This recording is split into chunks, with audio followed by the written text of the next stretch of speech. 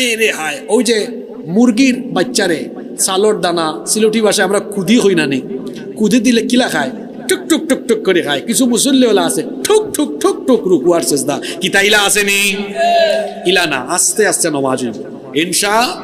ও সামনে আর রমজান মাস, হায় রে হায় স্পিড হারে হয়, খালি লাস্টে আমালুন আর তা আমালুন বোঝা যায়, মাঝখানেও কোনটাও বোঝা যায় না, আসেনি ইলা। আর হুজুর হলর দোষ দেওয়া লাভ নাই, কমিটিও হলা, তারা হাবিজ চাপ রাখার সময় দেখবা কোন হুজুরের গতি বেশি। আর মুসল্লি হলেও দোকান বন্ধু কিতা খবর, কোন মসজিদে সকাল শেষ হয়, আসেন ইলা খোকা চাইন। নামাজের হক আদায় করে তেলাওয়াত করবেন, যাতে প্রতিটি অক্ষরের মাখরাজ বোঝা যায়, প্রতিটি অক্ষরের হক আদায় করবেন। যদি এভাবে দ্রুত গতির তারাবি আদায় করেন, এটা তারাবি হবে না, বরং তারাবির নামে তামাশা হবে। ধীরে ধীরে পড়বেন, কুরআন সুন্দর করে পড়বা, যাতে পড়তেও ভালো লাগে, শুনতেও ভালো লাগে। তারাবির নামাজ একটু আস্তে আস্তে পড়ুক।